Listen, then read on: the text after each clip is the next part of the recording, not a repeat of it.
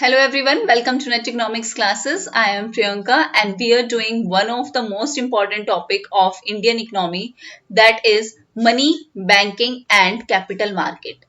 Indian economy में हम already जो है नेशनल इनकम और पब्लिक फाइनेंस कर चुके हैं with previous year questions of UGC net economics, और अब हमारा जो टॉपिक चल रहा है वो चल रहा है money, banking and capital market का, जिसमें हम ऑलरेडी 2 पार्ट्स कर चुके हैं और ये जो है वो पार्ट 3 है। सो स्टार्ट करते हैं। सबसे पहले हमारा यहाँ पे है, हम समझेंगे कमर्शियल बैंक्स के बारे में, उनके पार्ट्स समझेंगे और करंट अफेयर के साथ इस चीज को कवर करेंगे। So first of all commercial bank क्या है? ये इस टाइप के बैंक हैं। First of all these are profit seeking business. ये प्रॉफिट सीकिंग इंस्टीट्यूशंस हैं जो क्या करते हैं, they accepts the deposit from the public and they advance money to the individuals, like they are advance money to the businessmen, to the entrepreneurs, to the households, and their prime objective is to earning profit earn करना इनका prime objective जो है वो होता है। अब main difference क्या है, इनकी जो सोर्स ऑफ इनकम है वो क्या है? their source of income is the difference between the rates which they charge from the borrower and paid to the depositor. This difference is their source of income. So if we talk about the banking classification in India, then there are commercial banks, small finance banks, payment bank, cooperative bank में urban and state. In commercial bank there is public sector, foreign bank, private sector and RRBs. RRBs से questions जो हैं वो आते हैं। अगर आप मेरे साथ स्टार्टिंग से जुड़े हुए हैं और आपने प्रीवियस ईयर क्वेश्चंस देखे हैं तो प्रीवियस ईयर में RRBs से क्वेश्चन आते हैं कि किस स्टेट में सबसे ज्यादा RRBs हैं, किस में सबसे कम है और किसी में RRB है ही नहीं। तो you have to arrange the following in the chronological order. It may be in ascending और it may be in descending. So ये हम करेंगे cover, don't worry about that. तो स्टार्ट करते हैं सबसे पहले इसकी internal classification. First of all the scheduled banks comprise the commercial banks and scheduled cooperative banks and their further classification is as follows। जो further classification है वो हम करेंगे। First of all scheduled commercial banks। What are the scheduled commercial banks?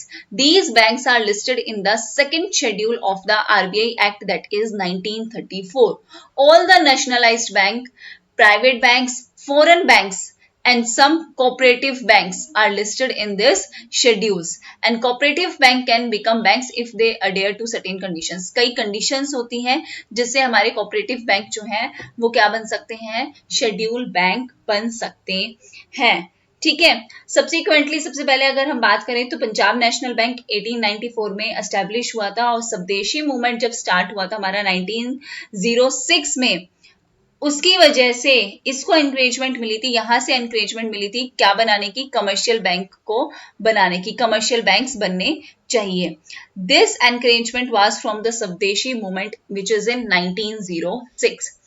First of all if we talk about the public sector banks, then public sector banks में अगर हम बात करें so there are major types of bank in India where are majority stake, like more than 50% are under the government के under होंगे more than 50% जो shares होंगे, and the shares of these banks are listed in the stock exchange market. If we talk about the current scenario, then there are 12 public sector banks plus there is one payment bank in India. Now थोड़ी सी हम history इसके बारे में discuss करते हैं, that how the public sector banks emerge. First of all, the central bank entered the banking business when there is a nationalization of Imperial Bank of India in 1955. Then a 60% stake was taken by RBI and there was a new bank which named as State Bank of India.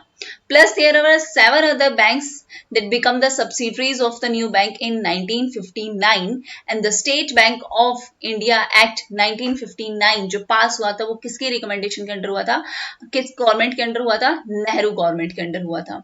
Next major government intervention कब हुआ था banking में? It was took place in 19 जुलाई 1969 जब इंदिरा गांधी की government आई थी और उन्होंने nationalise किए थे एडिशनल 4 मेजर बैंक्स। अगर हम बात करें टोटल डिपॉजिट का बैंक्स का, जब जो नेशनलाइज हुए थे 1969 में, उसकी अमाउंट कितनी थी, 50 करोड़ थी। Plus this moved increase the presence of the nationalised bank in India and then there were increment of 84% of total branches and under the government control. अब बात करते हैं बिफोर इकोनॉमिक लिबरलाइजेशन क्या था। First, the share of the banking sector which is held by the public bank, they are continue to grow by the 1980s and by 1991 अगर हम बात करें तो इन सेक्टर्स ने, इन बैंक्स ने कितने अकाउंट कर लिया था, 90% बैंकिंग सेक्टर कवर कर लिया था। एक साल बाद अगर 1992 में बात करें तो कंबाइंड इनकी टोटल ब्रांचेस जो थी वो कितनी हो गई थी, 60,646 अक्रॉस द इंडिया। और डिपॉजिट की बात करें तो इतना डिपॉजिट जो है वो आ गया था। मेजोरिटी ऑफ बैंक्स जो है वो प्रॉफिटेबल में चल रहे थे and only 1 out of 21 public sector bank reporting a loss. सिर्फ अगर हम बात करें तो टोटल 21 में से सिर्फ एक ही बैंक है था जो लॉस में चल रहा था, बाकी सारे जो है वो प्रॉफिट में चल रहे थे। ये हम थोड़ी सी हिस्ट्री इसलिए पढ़ रहे हैं क्योंकि हमें पता होनी चाहिए, अगर हम बैंक के बारे में पढ़ रहे हैं तो हम थोड़ा सा डिटेल लेके चलेंगे और करंट भी कवर करेंगे ताकि इससे रिलेटेड कोई क्वेश्चन आए तो हमारा मिस ना हो। ठीक है, इसलिए मैंने ये पीडीएफ जो है वो प्रिपेयर की है which I provided you on my Telegram channel, ताकि आप लोगों की रिवीजन जो है वो बेटर हो सके। ठीक है, लिबरलाइजेशन इन 2000 की अगर हम बात करें तो these nationalised bank reported a combined loss, इनको लॉस होना स्टार्ट हुआ। तभी तो ये जो मर्जर है वो क्यों होते हैं, जब ये बैंक्स लॉस करते हैं तो इन्हें मर्ज कर दिया जाता है ताकि ये जो कंपटीशन है, जो इंटरनल कंपटीशन चलता है बैंकिंग में, वो कम हो सके। So if we talk about the early 20s we have saw a reversal trend, जैसा ट्रेंड इंक्रीमेंट का चलता हुआ रहा था अब ये डिक्रीज होना स्टार्ट हो गया था। Like for example in 2002-3 there was a profit of this much crore rupees by the public sector bank and that continued through the 2008 and 9, ये चलता रहा। ठीक है, किस तरीके से प्रॉफिट जो है वो बढ़ा। लेकिन मर्जर्स कब हुए स्टेट बैंक ऑफ इंडिया के अगर हम बात करें तो the consolidation of SBI associate banks, it started first by the SBI of India merging it's subsidiary. सबसे पहला जो मर्जर हुआ था वो हुआ था 2008 जब स्टेट बैंक ऑफ सौराष्ट्र को मर्ज कर दिया था स्टेट बैंक ऑफ इंडिया में।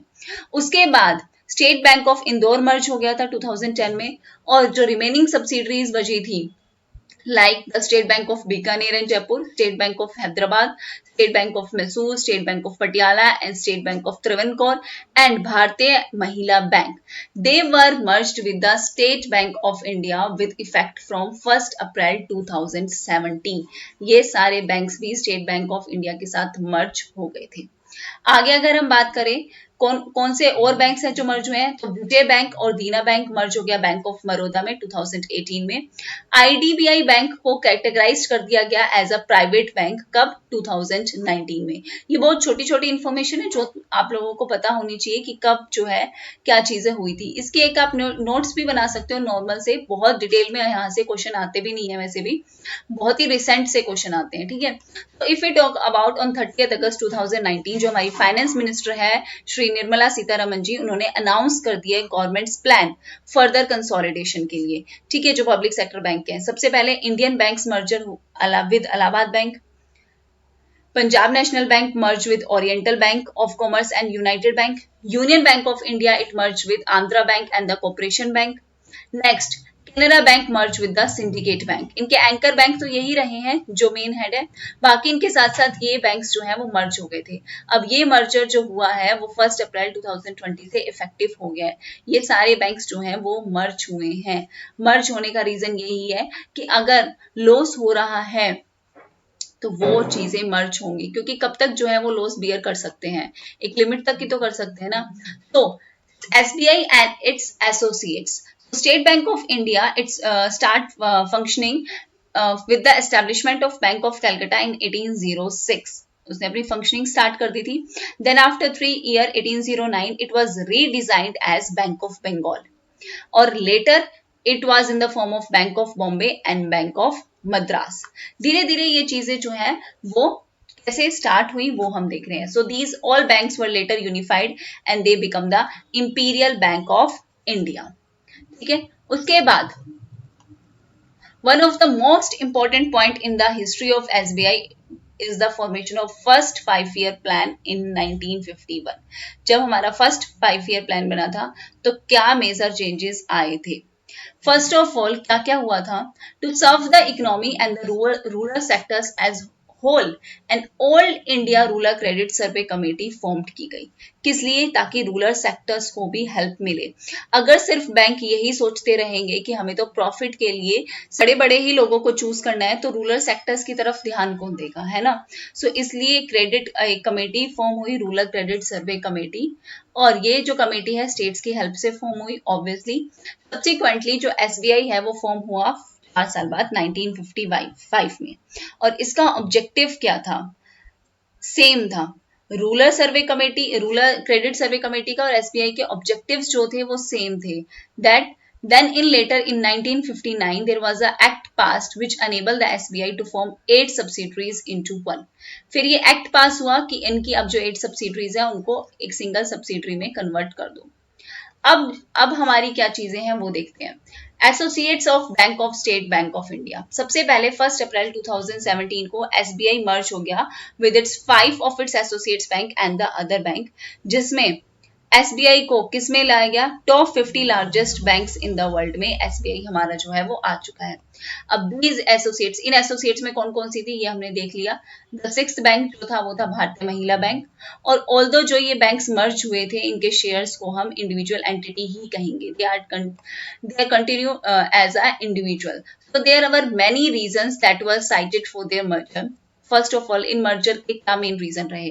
अनहेल्दी कंपटीशन था पब्लिक सेक्टर बैंकिंग्स में। अनहेल्दी कंपटीशन तो रहेगा जब इतने सारे बैंक्स होंगे, प्रॉफिट अर्न नहीं होगा, सब एक दूसरे से आगे ही बढ़ने की कोशिश करेंगे। तो नेक्स्ट उसके बाद क्या हुआ? Further it was very difficult for the smaller banks to sustain with the competition and the various risk forms. अब देखो कंपटीशन में भी उनको चलना है, जो भी रिस्क है वो भी उन्हें बियर करने पड़ेंगे, प्लस हमारे जो बेसल नॉर्म्स आते हैं उनके अकॉर्डिंग भी इन्हें चलना पड़ता है। तो स्मॉल बैंक्स के लिए ये काफी डिफिकल्ट हो जाता है। That's why they change into a merger. इसलिए मर्जर जो है वो होता है। So, with the merger, the asset side of SBI become the largest in the world banks, and now the banks are able to focus more on defaulters. Because of the merger, the multiple recovery can be easier. Like for example, यहाँ पे 10 bank हैं। अब 10 bank से अलग अलग हम देखेंगे कि रिकवरी हमें कहाँ कहाँ से करनी है, और फिर बाद में ये एसोसिएट्स बन जाते हैं। तो हमें ये पता है ना, अब हम यहाँ पे मेन फोकस कर सकते हैं एक ही जगह पे। अब हम 10 जगह फोकस करें तो हमारी एफिशिएंसी भी तो कहीं ना कहीं रिड्यूस होगी ही होगी।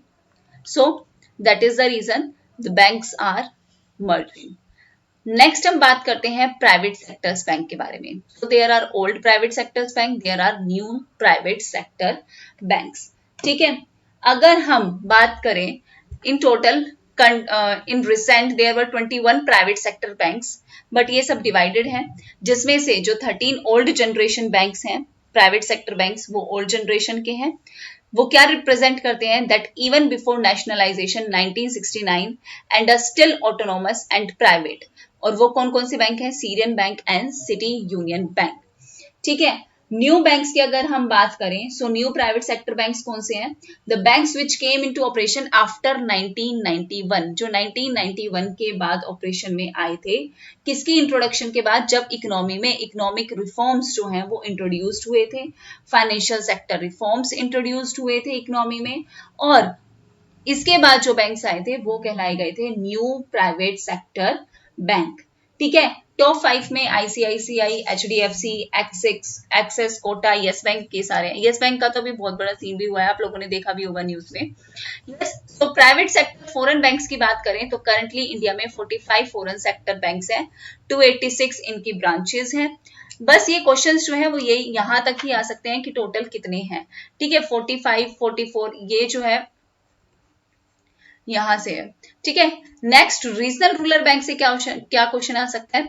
तो लाइक फॉर एग्जांपल गोवा और सिक्किम ऐसी स्टेट है जहां पे आरआरबीज की फैसिलिटी अवेलेबल नहीं है, प्लस यूनियन टेरिटरीज में भी अवेलेबल नहीं है। सबसे ज्यादा यूपी में हाईएस्ट नंबर ऑफ आरआरबीज है, उसके बाद मध्य प्रदेश में, उसके बाद बिहार में 16 आरआरबीज है। मध्य प्रदेश में 19 है, बिहार में 16 है। Most important UP, MP and then Bihar, ये इसका ऑर्डर है। ठीक है, नेक्स्ट अगर हम शेड्यूल्ड कमर्शियल बैंक्स की बात करें, scheduled state cooperative banks India में टोटल कितने हैं? 31 स्टेट कोऑपरेटिव बैंक्स हैं। और शेड्यूल्ड अर्बन कोऑपरेटिव बैंक्स की बात करें, so there were around 1600 urban cooperative banks, and इनकी फंक्शनिंग जो है, credit societies more than 50,000 credit societies हैं जो ऑल ओवर इंडिया जो है वो काम कर रही है। तो ये थोड़ी सी एक्सप्लेनेशन थी जो आपकी तैयारी को और बेटर बना सकती है। तो thank you very much every